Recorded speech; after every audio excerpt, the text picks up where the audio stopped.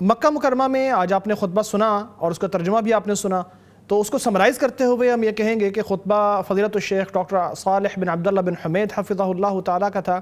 موضوع کا انتخاب بہت شاندار تھا، انہوں نے ازدواجی تعلق کے حوالے سے بات کی اور بہت شاندار اور اعلیٰ نصیحتیں کی۔ ہم 7 پوائنٹس میں اسے سمرائز کرنے کی اگر کوشش کریں تو سب سے پہلے انہوں نے ازدواجی زندگی کی اہمیت کے بارے میں بات کی، بتایا کہ یہ اہم ترین رشتہ ہے، وہ بنیادی رشتہ ہے کہ جو اللہ تبارک و تعالیٰ نے بنایا ہے انسانیت کے چلنے کے لیے، اور پھر اللہ تعالیٰ نے اسے میثاق غلیظ یا مضبوط بندھن کا نام دیا ہے، اور یہ مودت اور محبت کے اوپر قائم ہوتا ہے۔ یہ ایسا رشتہ ہے کہ جس میں زوجین اپنی زندگی کو بانٹ لیتے ہیں، یعنی وہ خوشیوں، غمیوں، اچھے حالات، برے حالات، بیماریوں، تندرستیوں اور ہر طرح کے حالات کو ساتھ گزارنا شروع کر دیتے ہیں۔ یہ ایسا بندھن ہے جو ایک مرد کو ایک عورت سے اور ایک عورت کو ایک مرد سے اس طرح جوڑ دیتا ہے کہ وہ ایک دوسرے کی زندگی میں مکمل طور پر شریک ہو جاتے ہیں۔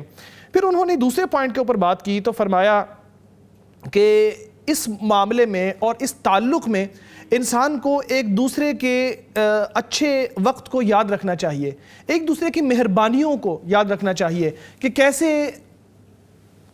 مشکل اوقات میں ایک دوسرے کا انہوں نے ساتھ دیا ہے، وہ کون سے اچھے لمحات ہیں جو انہوں نے ایک دوسرے کے ساتھ گزارے ہیں، وہ کون سے اوقات ہیں جن میں وہ ایک دوسرے کا سہارا بنے، جن میں انہوں نے ایک دوسرے کے ساتھ تعاون کیا،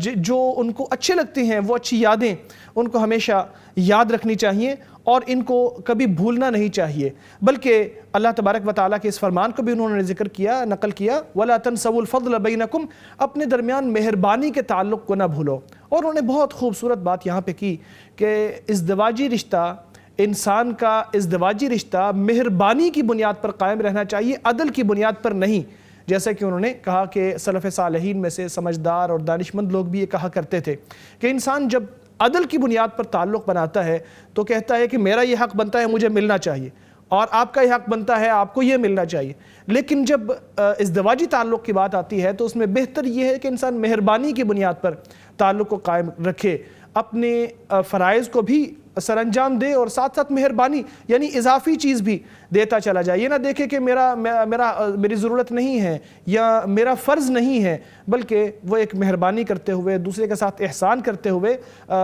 جو اس کا حق بنتا ہے اس سے زیادہ اس کو دے دے، اور اگر دوسرے فریق سے حقوق کی ادائیگی میں کہیں غفلت ہو جائے، کہیں تقصیر ہو جائے تو وہ اس سے درگزر کر جائے۔ تو حقوق کی ادائیگی اور حقوق وصول کرنے اور واجبات ادا کرنے کی بنیاد پر نہیں، بلکہ ایک دوسرے کے ساتھ مہربانی کے اوپر اس رشتے کو قائم ہونا چاہیے، جیسا کہ امام صاحب نے فرمایا۔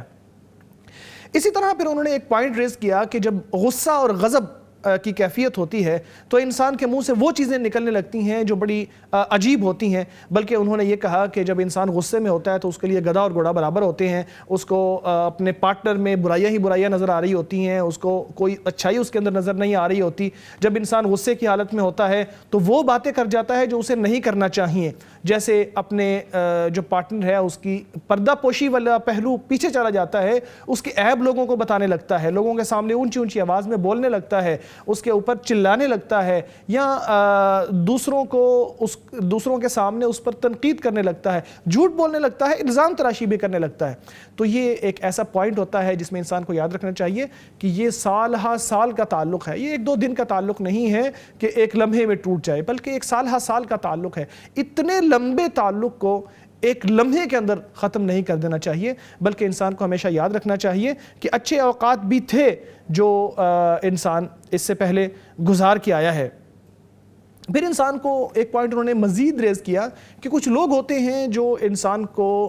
اس چیز پر اکساتے ہیں کہ وہ اپنی بیوی کو چھوڑ دیں یا بیوی اپنے شوہر سے متنفر ہو جائے، تو کہا کہ ایسی چیزوں کی طرف دھیان نہیں دینا چاہیے، بلکہ جو رشتہ اللہ تبارک و تعالیٰ نے بنایا ہے جس کے اندر لوگ منسلک ہو گئے ہیں، زوجین، اس کو برقرار رکھنا چاہیے، اور ان باتوں کو جو لوگ کرتے ہیں یا جو لوگ بناتے ہیں زوجین کو ایک دوسرے سے متنفر کرنے کے لیے، ان سے دور رہنا چاہیے، کیونکہ یہ ایک زہر ہے جو ازدواجی تعلق کو ختم کر دیتا ہے۔ اسی طرح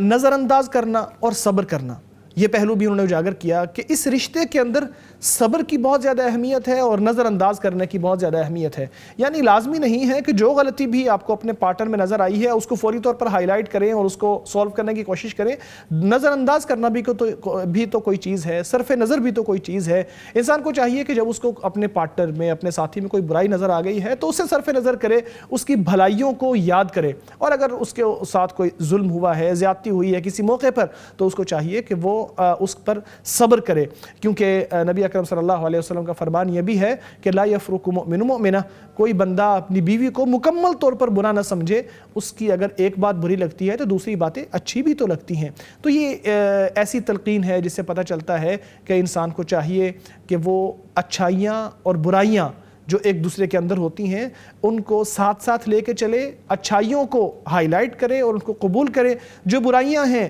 ان سے صرف نظر کرے یا بھلے اور اچھے طریقے سے اصلاح کرنے کی کوشش کرے. تو یہ ان کا خطبہ تھا زوجین کے حوالے سے. آخر میں انہوں نے ایک نصیحت کی ہے کہ جو ویکسینز ہیں جو ہم اپنی صحت اور تندرستی کے لیے لگواتے ہیں, ویکسینیشن کرواتے ہیں, مختلف طرح کی ہوتی ہے. خاص طور پر مکہ مکرمہ میں جب ہم جاتے ہیں تو عمرہ کرنے سے پہلے یا رش کے علاقوں میں جانے سے پہلے یا حج کرنے سے پہلے ویکسین لگوا لیتے ہیں تاکہ بہت سی بیماریوں سے محفوظ رہیں. تو اس کی اہمیت بہت زیادہ ہے, انہیں لگوانا چاہیے, اپنی صحت کا خیال رکھنا چاہیے. اس پر انہوں نے اپنے خطبے کو مکمل کیا ہے.